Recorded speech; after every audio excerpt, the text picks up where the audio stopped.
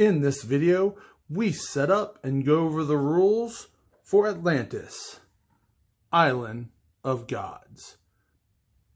This was a Kickstarter release, though I do believe it is now available for retail. What I have here is the base game. There are 2 additional deities that were Kickstarters, but I believe they are included in the base.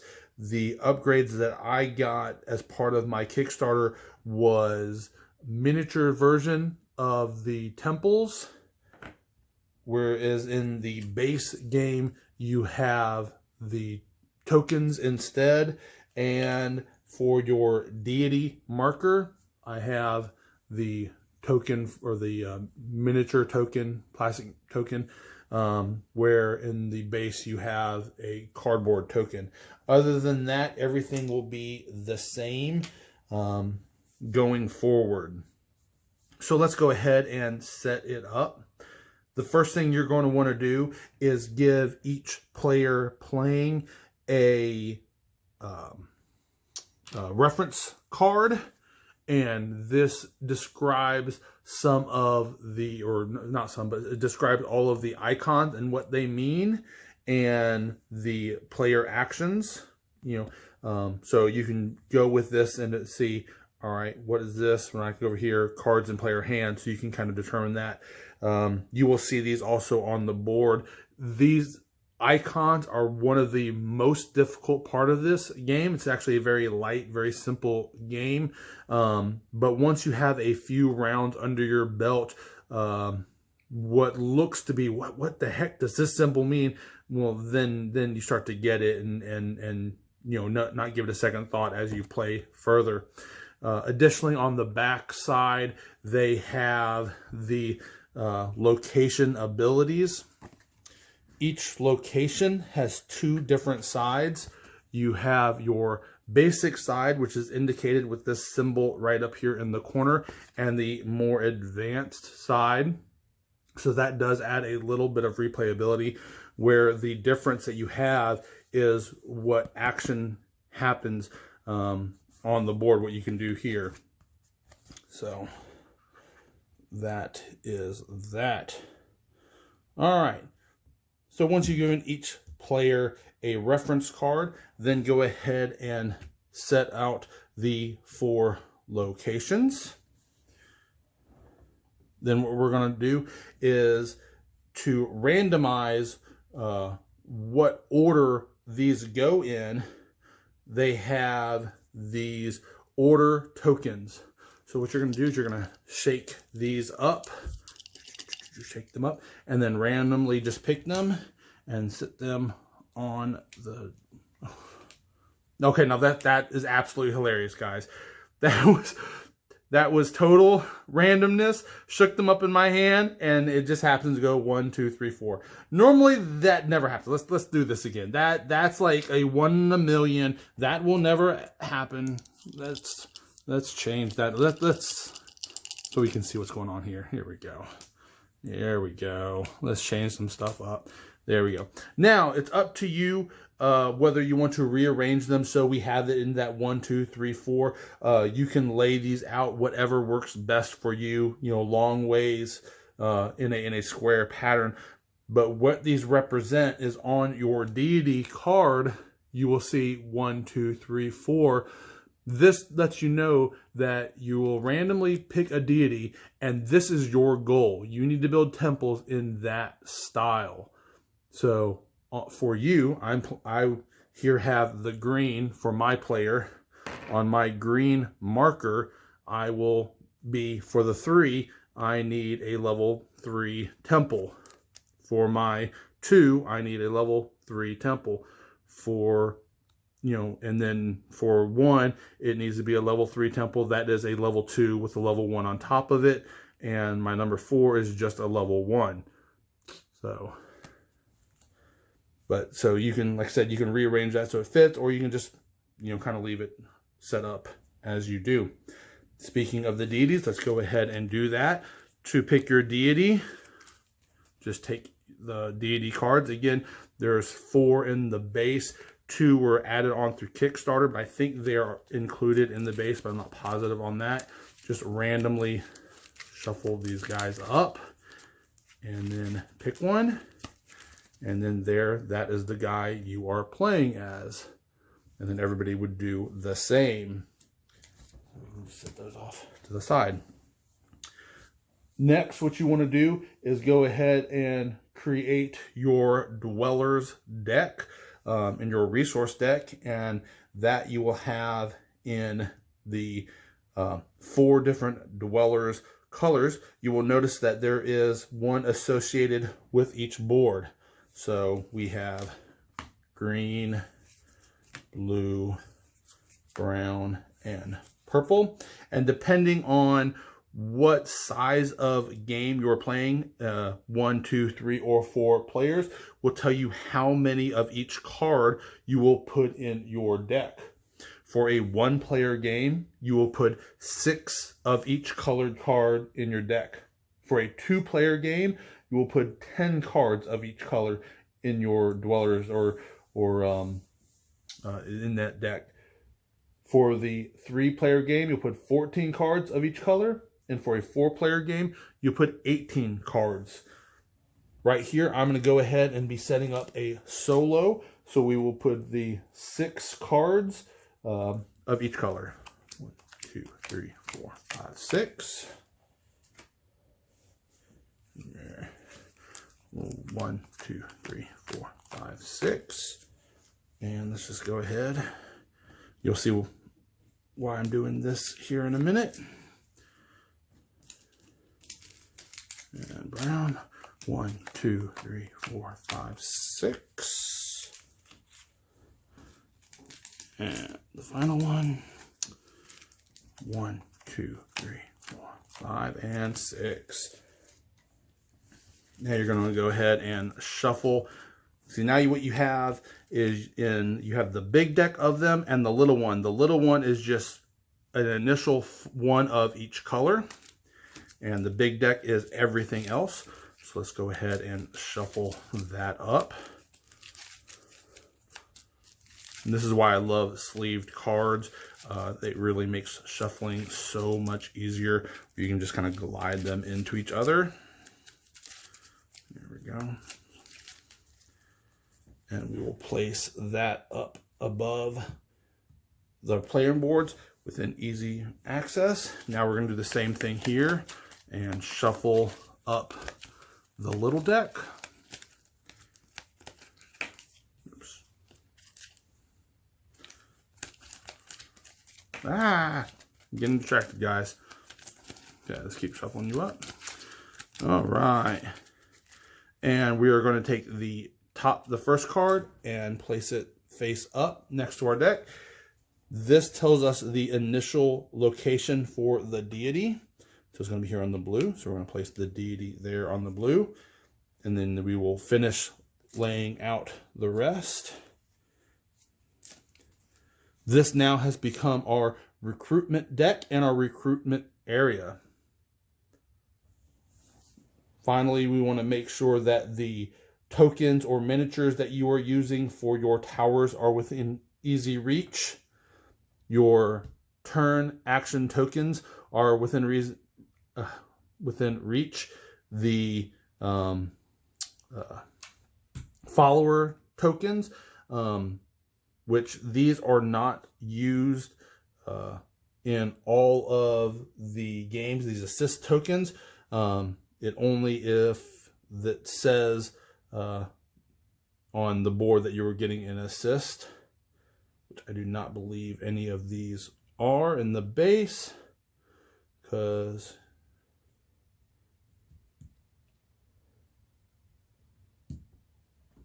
is that him? Player max 1. Yeah, assist token. This one right here is where you would get the assist. So yep, we definitely want to have those out. And then we have our completion tokens. These right here are used to show completed sections within your towers. So say here for my guy that I had chosen. One of the things that I'm trying to do is a level 1 on site 3. So if I was to say have that like so, I would take my token and place it there. When it comes to solo setup, there are a few extra things to keep in mind that are slight changes. Because this right here now is the base setup, where of course we would just have an additional player, the correct number of dweller cards for that level of game. But the base setup is the exact same. The first thing that you're going to want to do is you have a follower area, which we will get to when we talk about the actual rules and how the game is played. But your opponents have a follower area too.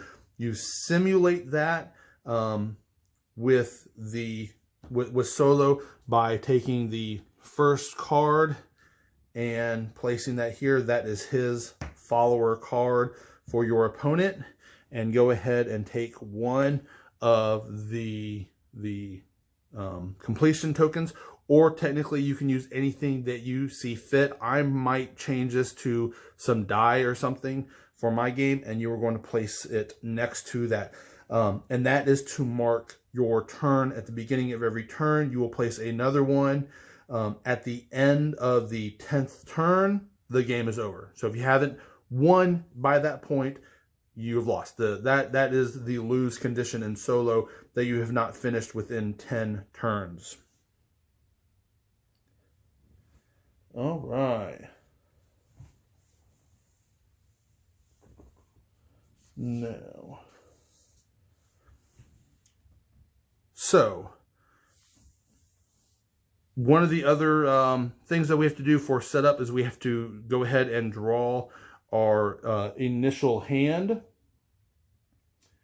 The way you do that is, again, and it differs by player count and player order. The first player will draw 6 cards. 1, 2, 3, 4, 5, 6. Excuse me. The second player, if there was one, would draw, I'm sorry, I'm getting, no. Draws 3 cards. It's 6 of each color for one player. Your initial hand is 3 cards.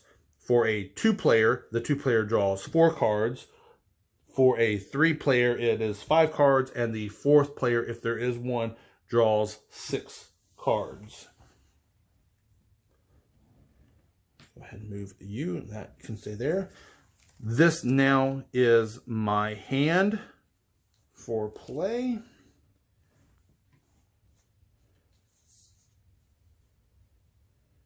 And now we get into what you can actually do in the game.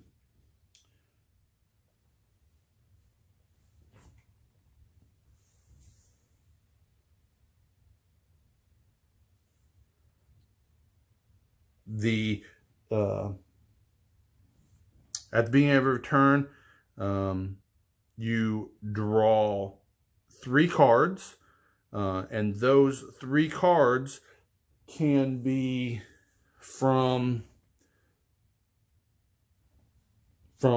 you can randomly pick one from your dweller deck, or you can pick one of the chosen colors that you see, or one of the chosen cards you have in the recruitment area.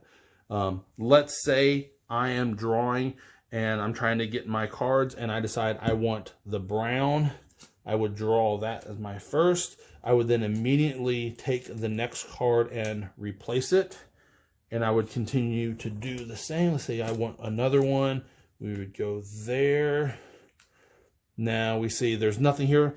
Let's just say I'm really wanting brown for some reason. I was hoping to get a 3rd brown. There's no brown here. So rather than taking one of these known cards, I would then take just the random top card. so forth and so on. That is how the drawing works. Then you have 5 actions that you can take, which is why we have the 5 action tokens.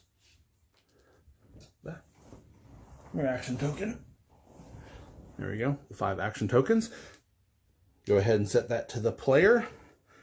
These just help you remember what you have for your turn. For your actions, you have available to you to travel. And what that is changing the deity's presence from one board to another board. So I say, hey, I want to change. I don't want him here. I want him here on the brown. So let's move him there. That would be a travel action. The next would be a build action. And let's just go ahead and, so let's say I've moved him here to, because we will go on and simulate this. The next is the build. And for that, you can only build where the deity is. You build onto your color. The gray is a neutral in that site. But so then I would say for a level 1 tower, and when you're building, the cost of the build is 1 dweller for the level that you're doing. So let's say here, I'm trying to do this one. I want a level 3. So I would place my level 3 here, and I would spend my 1 brown. You know what? No, I was on the right one all along. I wasn't. There we go. Here we go. Green. Here we go. Spend my green dweller card here. And what I do then is I place that green card that I spent in my followers area. This comes into play here when it comes to board abilities, and we'll talk about that when we get to using your follower area. Once again, when building, you build based on the level. So let's say I wanted to now build a level 2 tower. I wanted to change this to a level 2 tower. There are different options, different ways that you could do this. It will always cost you 2 green at this point. So let's just pretend I have 2 green. Here we go. Then I would take the 2 green, spend that to build a level. And this can be done in one of 2 ways. One, I can put a second level 1 in here. 2 level 1s equal a level 2. Or I can exchange that level 1 for the level 2.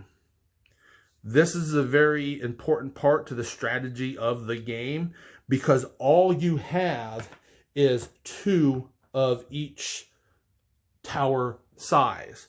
So let's say I had this here.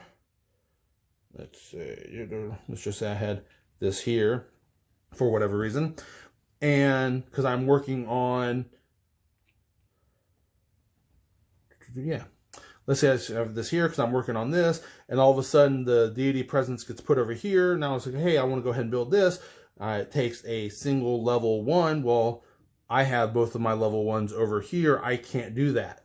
So I could not build that level 1 because both of my level 1 temples are currently in use over here. So that is something to keep in mind as you are building. Of course, when it comes to the cards for your deities, they do tell you exactly what kind that you would need. So again, here you can see in this example, at location 1 and location 2, you need level 3s. And in location 4, you also need a level 3, but it specifically is done by having a level 2 with a level 1 on top of it.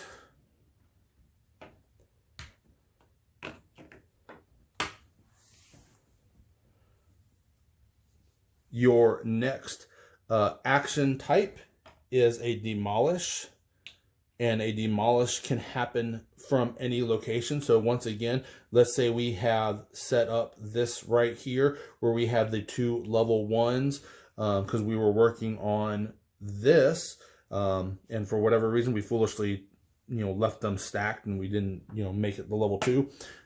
We had that going, and now we moved over here and we want to build here. I would have to demolish some buildings.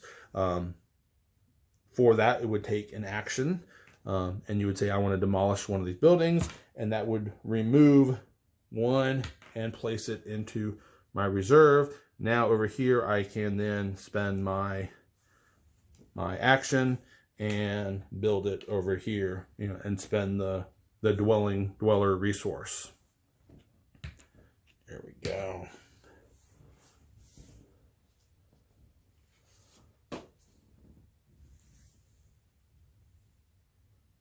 The next type of action that you have is the conversion. This is one of the unique actions where, for the most part within the game, within these 5 actions, they can be done in any order, in any combination, in any amount. So if I wanted to spend all 5 of my actions for 5 builds, I could do that. The only exception to that is the conversion, and that is where you take a follower from your opponent and replace it with one of your, where I would, well, not replace, but I would just take their follower and make them my follower. There we go. Next we have the Festivity.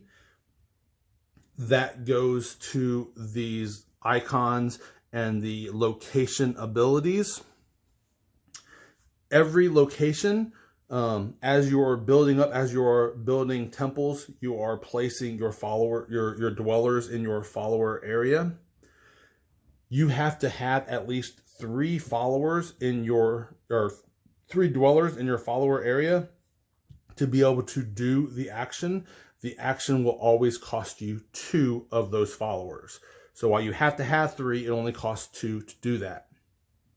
The board itself then says what you would do. So for like here, we would take from our follower area, take those 2 cards and place them into our hand.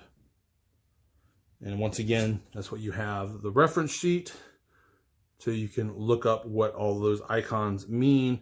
But again, as you play, just a couple times, you will very quickly, learn, what everything does and what everything means. But on here, if I was doing the Festivity, that is how that would work. Finally, we have, the next action we have is the Recruitment Action. And that is to move any number of cards from our hand that matches the color that the deity is at. So here, of course, I wouldn't be able to, let's say he was over here in brown. I can recruit cards from my hand and I can just move them into my follower area. Next, our final action type is the migration, and that is where you would use an action to draw a card from the recruitment deck. So I could say, hey, I need more cards. I'm going to use an action and I'm going to draw a card. This card for migration has to come from the recruitment deck. It cannot come from the recruitment area. Now at the end of the turn, going into the next, one of the other slight differences for solo play is the follower card in your opponent's recruitment area is removed, placed over into the discard style deck. A new one is drawn, placed for them, and then of course the next turn marker or dice or whatever you're using to mark your turns is added to the thing. Also, when it comes to the end of your turn, there's a few things that you need to check. Within your hand, you can never have more than 5 cards of a single color. Within your recruitment area, you can never have more than 5 dwellers of a certain color. If by chance you do wind up, say, have 6 of the green cards, you would have to discard those additions from that area, whether it is your follower area or your hand, over into the discard pile.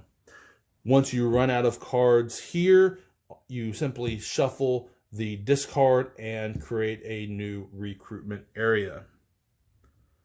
Once again, the goal of the game is to finish your deity temple layout. During your turns, the second this gets finished, so in other words, if we were here and we have one, on my turn, the second I do that build right there, the game ends and I have won. For solo scenario, once again, the lose condition is the opponent getting to the end. The opponent getting to the end of the 10th turn. So that'd be once that 10th turn token.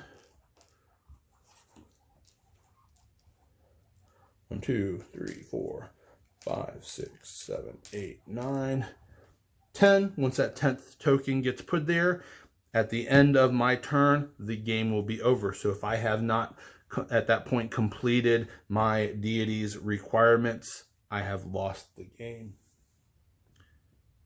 That is the base setup and the base rules. It is always good, of course, to have the rule book on hand just in case anything needs to be reviewed going into it. Coming up next will be an actual playthrough, an actual solo playthrough, and I will randomly at that point pick which deity I will be playing as. And I do not think I do. So let us go ahead, and I will go ahead at this point and reshuffle these guys up.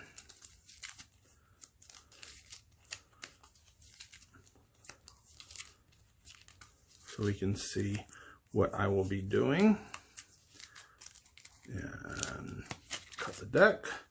Here we go. This will be who I play in my playthrough. That is absolutely hilarious. It was meant to be. Here will be my character. Everything else in the start of the actual playthrough, I will then at that point, redo the number during the actual playthrough as at the very beginning. But you can look forward to that coming, an actual playthrough of a solo scenario. I hope you found this useful. I hope it helped you to understand the rules and the setup of this game. It is a very light game for, just a quick, especially in the solo capacity, for play, where I think the box says it's a 30 to 45 minute run time. I don't think it usually even takes, especially playing solo, doesn't take nearly that long. But there it is. Atlantis, Island of the Gods. And I look forward to seeing you guys next time as we play and run our first solo playthrough of the game. See you next time. Hey guys, I'm back. I just wanted to do one quick update, and that is to re-go over the move action once again, or the travel action. Once again, when you're playing, you have travel, build, demolish, conversion, festivity, recruitment, and migration. With the travel, in order to move the deity icon from one board to another, you also need to discard a dweller from your hand into the discard pile.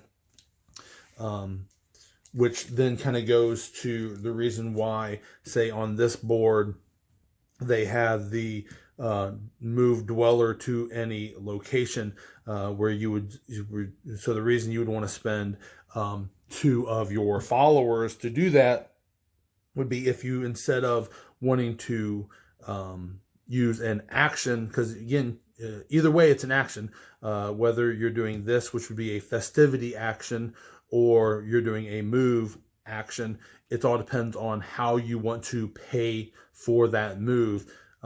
Here with the festivity, you would pay for it by taking 2 followers and moving them into the discard pile, or if you were to do the move action, you would take 1 card from your hand and move it into the discard pile.